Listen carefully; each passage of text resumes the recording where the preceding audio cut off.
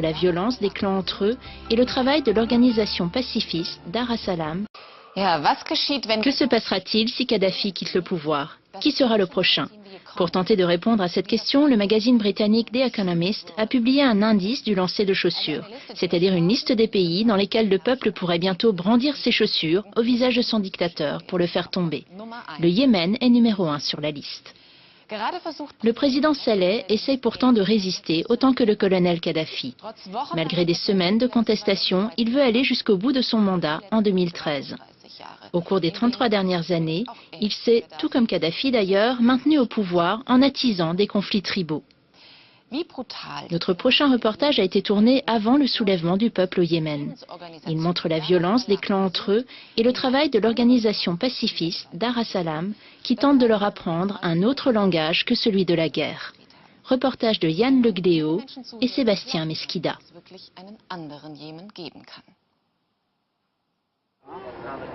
Souneima, une zone tribale au nord de Sanaa. C'est ici qu'il y a quelques mois, Abdou Abou Nasser a perdu son jeune fils de 10 ans, touché par une balle perdue sur le chemin de l'école. Mon fils passait par là quand il a été tué. Je retrouvais son corps là-bas, un peu plus bas. Juste là. C'était un conflit entre les tribus de Hali Alaima et Ali Asser. Elles se tiraient dessus. Mon fils était extérieur à tout cela. Il n'avait rien à voir dans cette histoire. Il n'avait jamais pris parti pour l'une ou l'autre des tribus. Il ne connaissait personne. Et la balle l'a touché juste ici, comme vous voyez sur la photo. La balle l'a frappé en pleine tête. Car Allah, c'était mon fils préféré. Je ne sais toujours pas qui l'a tué, et eux non plus ne me connaissent pas. Puis la tribu d'Abdou Abou Nasser a voulu réclamer vengeance, mais une organisation a pu éviter le pire. Tout de suite, l'organisation Dar es-Salaam a parlé à mon clan. Et grâce à cette discussion, on a évité des représailles qui auraient fait beaucoup de morts. Sanaa, la capitale du Yémen. Dar es-Salaam, littéralement la maison de la paix, a installé son quartier général ici, dans une petite rue du centre-ville. L'organisation lutte contre la violence entre tribus et contre cet esprit de vengeance qui gangrène la société yéménite. À sa tête, Abdulrahman al-Marwani, un ancien avocat qui a su gagner le respect des chefs tribaux un peu partout dans le pays. L'homme s'est imposé comme un médiateur indispensable, il est soutenu par le gouvernement yéménite et par de nombreuses organisations internationales. Aujourd'hui, je vais essayer de réconcilier deux tribus, de les mettre d'accord. Mon objectif, c'est de les amener au dialogue pour éviter que le sang coule. Ils ont vraiment besoin d'une intervention extérieure. Le médiateur est attendu par plusieurs membres des deux tribus. Et le conflit, comme souvent au Yémen, porte sur la terre. Les deux clans se disputent la propriété de pâturage pour leur bétail. Bonjour à tous.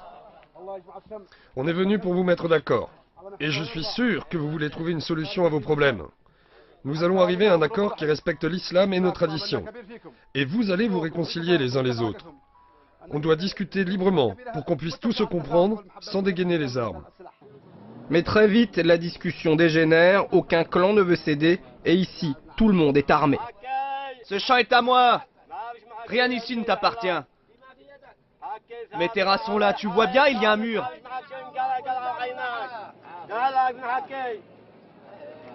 C'est à moi, c'est tout, dégage. Ne t'approche pas de moi. Et toi, lâche-moi. Alors, elles sont à qui ces terres? À toi ou à moi? Mais non, enfin, mais ce champ, il est à moi. On est ici pour trouver une solution, pas pour que vous vous battiez. Voilà, mon terrain, c'est celui-là, là-bas. Je change pas d'avis, cette parcelle, c'est à moi. Bon, calme-toi maintenant. Maintenant, donnez-moi votre parole que vous n'allez pas vous faire la guerre. Tu as notre parole. Serrez-vous la main ou on ne part pas d'ici. Et au fil de la discussion, les deux tribus acceptent la médiation de Dar es-Salaam. Allez, venez, rapprochez-vous. Non, non, non, non, non, moi je ne suis pas d'accord.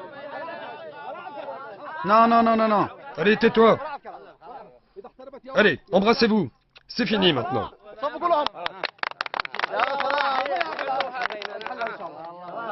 À partir de maintenant, vous êtes comme des frères. Au loin, dans les montagnes, comme une mise en garde, des tirs résonnent.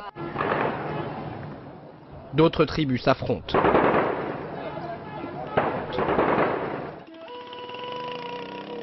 Au Yémen, les armes sont en vente libre. Il y en aurait 60 millions en circulation dans le pays, soit presque 3 armes par habitant. Retour au siège de Dar es Salaam à Sanaa. Ici, toutes les confessions sont représentées et dialoguent, et toutes récusent l'extrémisme religieux, l'autre grand combat d'Abdulrahman al-Marwani. Alors, aux côtés des membres de son organisation, il provoque ouvertement les terroristes d'Al-Qaïda. Chère Assemblée, nous sommes à nouveau réunis pour tenter de lutter contre l'extrémisme religieux dans la société yéménite. Aujourd'hui, avec le soutien des autorités locales et celui de la communauté internationale, je souhaite adresser un message à ceux qui sèment la violence. Je dis à Al-Qaïda, quittez le pays, ça suffit. Vous avez déjà fait trop de mal au Yémen, en Irak et ailleurs. Vous avez déjà tué trop d'innocents, des femmes et des enfants. Que Dieu protège les hommes de votre folie meurtrière.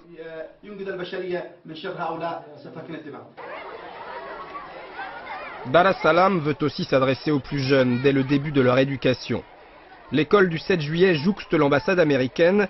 Il y aura bientôt 3 ans que ce bâtiment a été visé par un attentat. L'attaque a laissé des séquelles sur les murs, mais aussi et surtout dans l'esprit des élèves. Au début, personne n'a été blessé. Mais après la 2e et la 3e explosion, plusieurs élèves ont été touchés. Ils ont cru que j'étais morte, parce que j'ai perdu beaucoup de sang. Plusieurs jours après, j'avais encore peur à cause du choc. Chaque fois que j'entendais un bruit, je croyais que c'était une explosion. Moi, je comprends pas qu'on puisse faire des choses pareilles. Notre religion et notre société n'acceptent pas ça. Dans la région de Sanaa, Dar es Salaam s'est rendu dans plus de 500 établissements publics et privés pour expliquer l'extrémisme religieux. Après la récréation, dans l'une des salles de classe, c'est un imam qui s'adresse aux élèves. Notre sujet aujourd'hui, c'est le terrorisme. Mais de quoi on parle exactement? Le terrorisme, c'est s'éloigner de nos valeurs et de nos principes religieux. N'écoutez pas ceux qui se disent musulmans et qui ensuite vont semer la terreur. Ne leur parlez pas. Ce sont eux qui font exploser les écoles et tuent des innocents, des enfants. Comme ils l'ont fait ici même, dans cette école. Notre organisation s'appelle la Maison de la Paix. Et paix, c'est aussi le nom de Dieu. Si vous voulez aller au paradis, le seul chemin, c'est la paix. Vivre en paix entre nous, les musulmans, en paix avec notre famille, notre histoire, et en paix avec notre monde.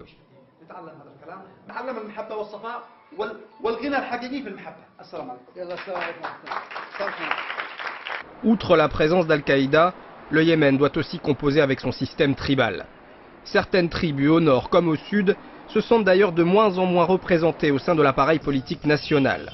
Depuis le début des manifestations, plusieurs chefs tribaux, autrefois proches de l'actuel président, refusent aujourd'hui de le suivre dans son obstination à conserver le pouvoir. Dans le cimetière de Sunaima, Abdou Abou Nasser vient se recueillir sur la tombe de son fils.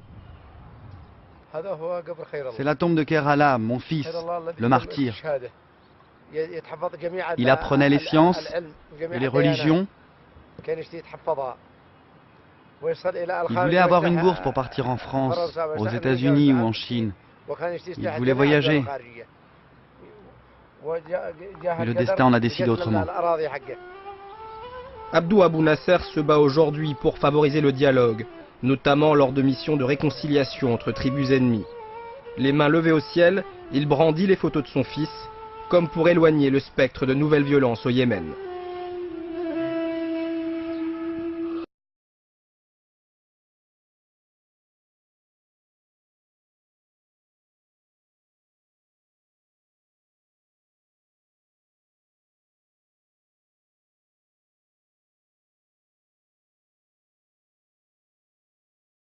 Still a long way off.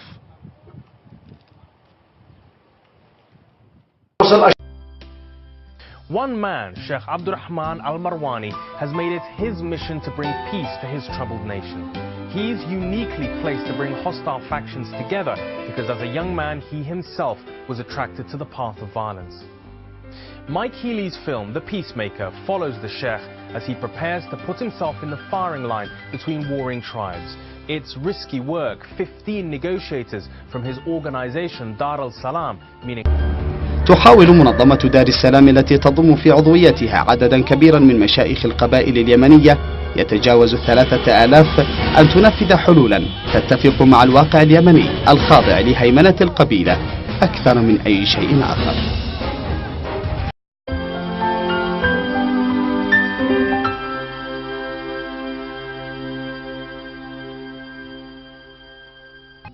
مراسل الجزيرة مراد هاشم يرصد تنامي ظاهرة اختطاف الأجانب. من هنا بدأت رحلة وفد منظمة دار السلام في مسعى لإطلاق سراح الهولنديين المختطفين في بني ظبيان. في اليمن هناك أكثر من 27 celebration in Yemen isn't complete without a gun. هنطفر في أيدي المدنيين. لذلك نحن في منظمة السلام نسعى جاهدين للربط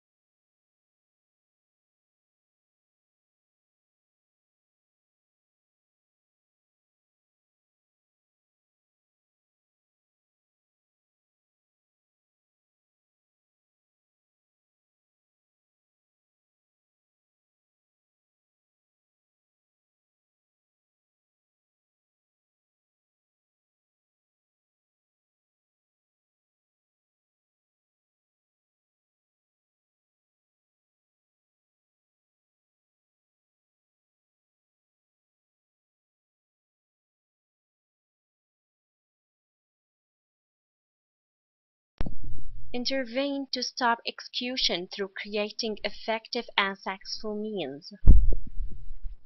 بقضية القاع بالإعدام وكان موعد الإعدام 25/12/2012 و12 نهاية شهر 12 احنا يعدموني والحمد لله حصل مسجون منذ 12 عاما في المملكة العربية السعودية والمحكوم عليه بالإعدام في قضية قتل قدمت منظمة دار السلام لمكافحة الثأر والعنف مبلغ 118,000 دولار كمساهمة في دفع دية القتيل.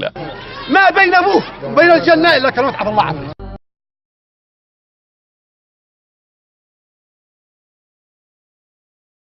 Al-Malwani has helped the teenager out of his village and into university in the capital. But even here, the new student fears that he'll be killed by his village's enemies. He needs to keep his identity hidden. يقومون الأبناء كامل يقومون بعد الأبناء يقومون بعد الآباء متحمسون للمشاكل. Conflict resolution. Peacemaker with Azaz channel we contain the issue of Twitch, Joseph Habib, who was killed Lanijij. Local television channels cover some minority issues and the Somali community. It contained Peacemaker, resolving issues of conflict with the Somali community and promote the rights of minorities and their implement in various programs of the organization. وسوى لنا صلح هاي منظمة دار السلام قضية قتل تضاربوا وحصل فيها مقتول. دخلت معنا منظمة دار السلام في الموضوع الشيخ عبد الرحمن المروني.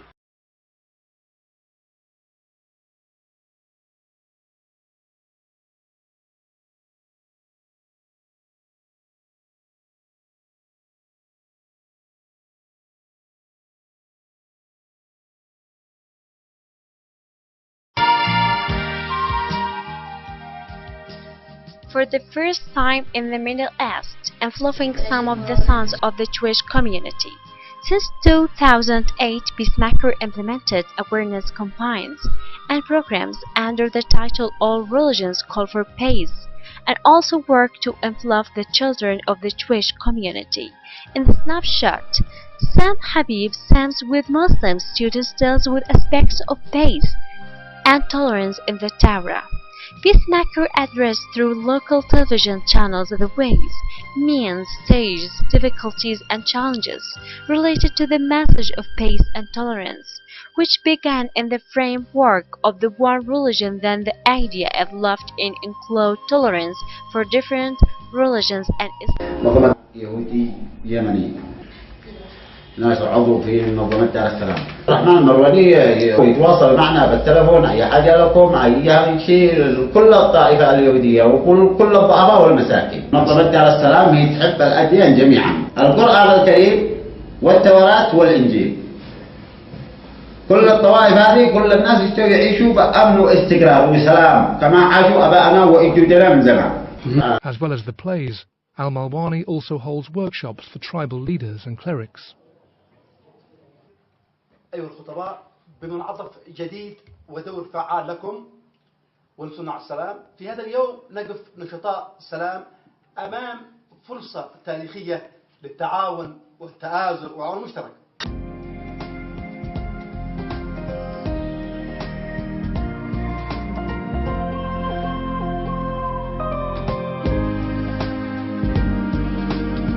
النبوية هذه الظاهرة طبعا لها أسبابها الاقتصادية. قد تكون 2010 فعلا لتوجد دولة حديثة تتعاون. أخلاق ضياع الشوارع والشوارع.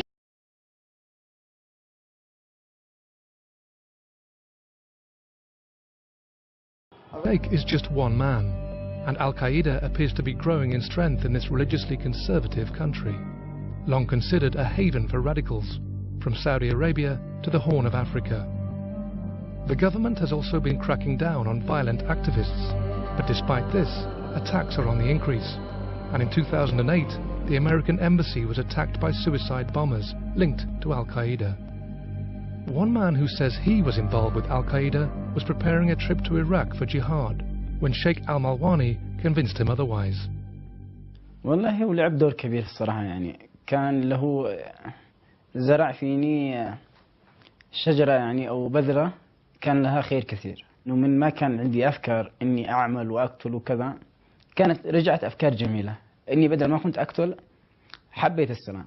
دار السلام عبرنا، إحنا نزلنا وعينا الناس الحمد لله تجاوبوا معانا تجاوب غير عادي، على ضمنها شكل خجل شعبية وتفاعل بين الشباب والعوام والقبائل. ما حصل أكبر دليل على إخراج قاعدة في خلال 8 ساعات طلقت رصاصة.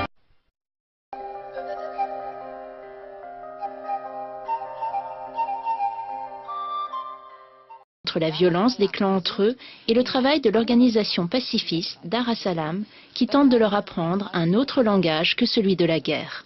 Reportage de Yann Le Gdéo et Sébastien Mesquida.